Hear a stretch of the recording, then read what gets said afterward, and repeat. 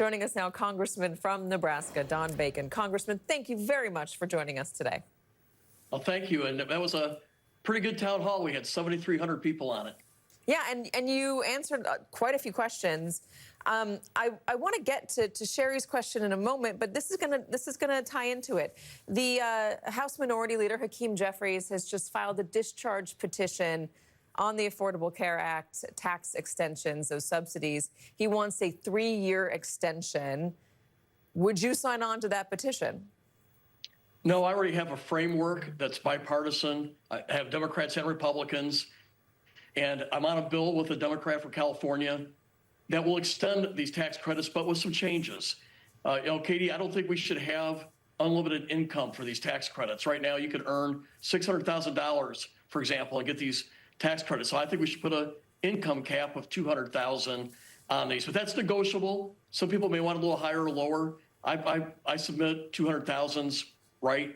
Also, we want to ensure that these tax credits go directly to lowering people's premiums. Right now, about a third of these tax credits don't make it to the individuals. They're checks to companies. And so we want to ensure that these tax credits go dollar for dollar and lowering people's premiums. Most Democrats I talk to agree with this, and I could get a lot of Republicans on this. So this is my proposed bipartisan, compromise. I think both leaders actually privately agree that this is a good landing spot for both parties. So that's what I'm submitting. I think that's really interesting. I wonder if you're going to need the discharge petition. Speaker Johnson hasn't said that he will hold a vote.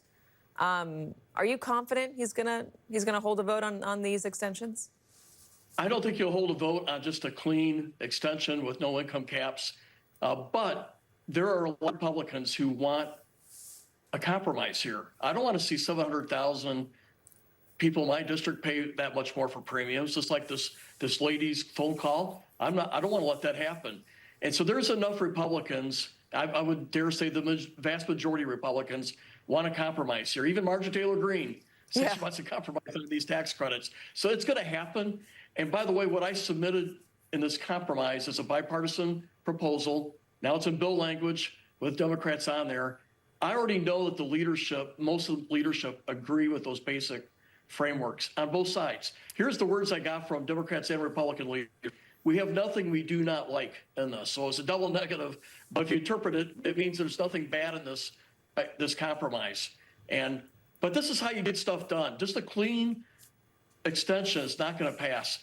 First of all, it passed with 0 Republicans in 2021. It was a Democrat-only bill. So this is our chance to make some, I think, smart changes to it. But we still need an extension of some type. How many Republicans do you think you can get on this?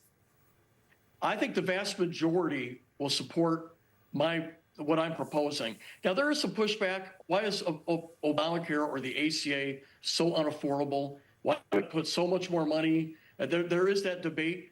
I think you're not going to solve that by December 31st. So what I propose, let's do is a 2-year extension with income caps and the changes that I submit. And in the meantime, let's figure out if we can find something better to lower costs. But we're not going to do this before December 31st. Let's do this right now.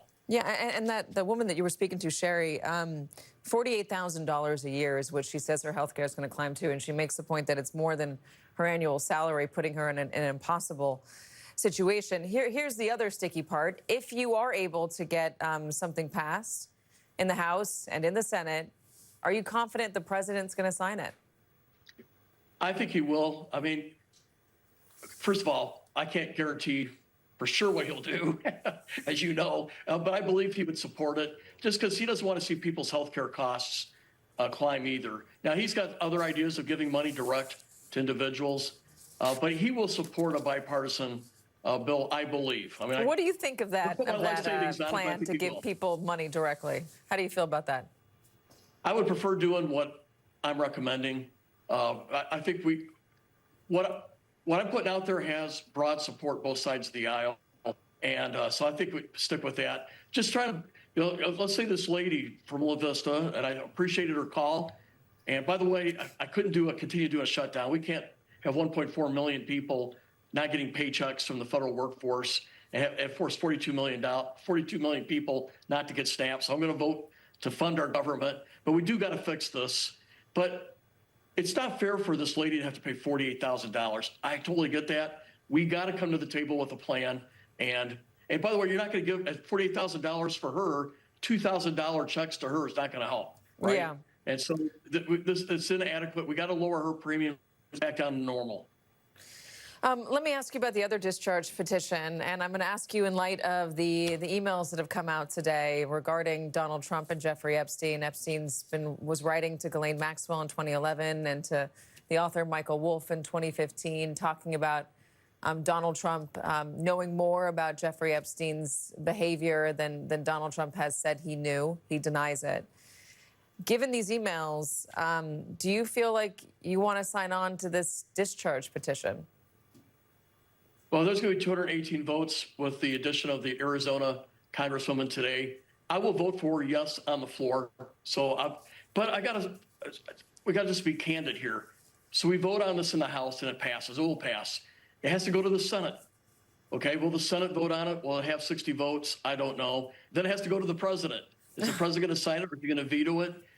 I would just submit to you, Katie, that right now we're getting results. Our oversight committee is using subpoenas. They're getting this data. They put a massive dump of information today of everything that we've been able to get from the White House and from other sources. So the oversight committee is actually working right now. I mean, it was the oversight committee that got the birthday card that came out about a month ago.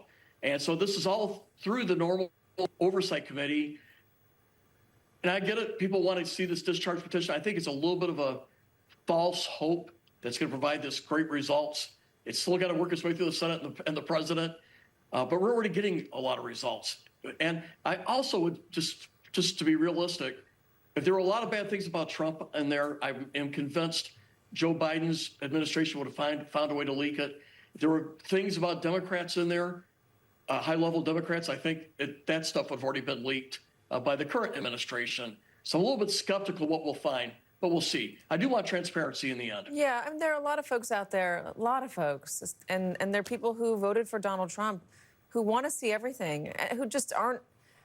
If there is nothing there and there is nothing bad, as you know, people have claimed, they just want to see it all. I wonder, though, given the emails that you saw today, and the birthday book and the images of Donald Trump with Epstein, do you have any discomfort about his relationship with him or what he may have known?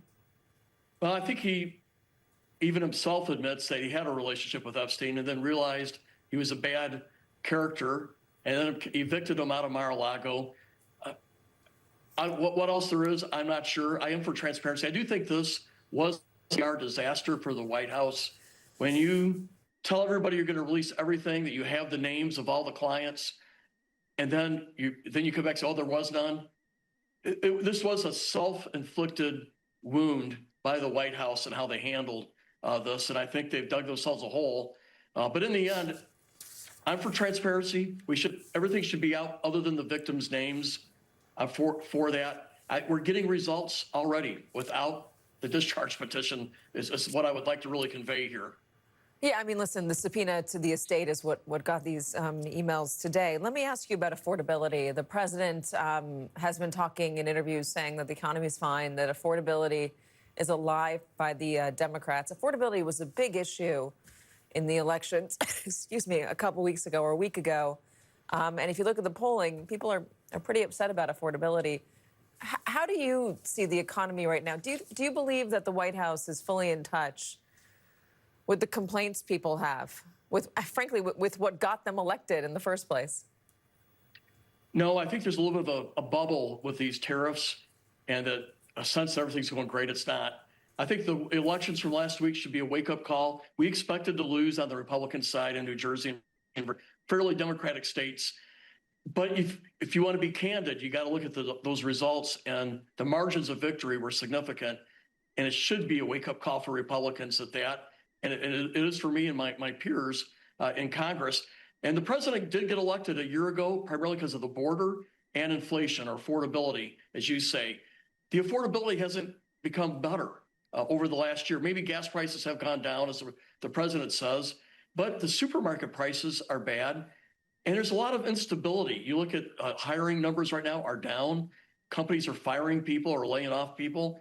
it's really the tariff instability is behind a lot of that. I'm not a believer in tariffs, and I didn't campaign on it. I don't support them, but I do think that the voters took it out on Republicans last Tuesday. Yeah. Because of the affordability issue, but also I think it's a little deeper than that. There's a lot of sense of chaos. There's also a lot of sense of this anger towards the other side and going after each other using the judiciary and the justice system. It wasn't good when Biden did it. It's not good that Trump's doing it. And that's the sense that there's this civil war and this hyper-partisanship, and they see the current team doing it. They don't like it. I don't think it was right when the previous team did either. But people want to return to normalcy, and they don't see that right now. I think so. It's affordability and just wanting some decency and normalcy, I believe. Yeah, it explains maybe why somebody wouldn't want to stay in Congress, perhaps somebody like you. Why has Congress abdicated its authority on tariffs? Well, I have not myself. I have legislation with Chuck Grassley to restore all authority back to Congress. Why has your party decided not to pursue it? I think they're trying to give President Trump a chance to. I mean, he ran on it. I didn't run on it. I opposed it. I don't think he got elected because of tariffs. I think he got elected because of the border inflation. But he did campaign on it. So a lot of the Republicans want to give him a chance, or afraid to go against him on one of his signature policy things. But I see disaster on the horizon. Just look at coffee. Coffee's up 21%. Why are we putting tariffs on coffee when we grow only 1% of our coffee needs in our country? So it's strictly a tax on American consumers. And I can give you hundreds of these examples. I don't think it works. And I do believe that I hope the Supreme Court will rule that this is really an Article I power under Congress, and that he's overstepped, and we can bring this back. But to your point, a lot of the party want to give the president an opportunity to do a signature policy thing.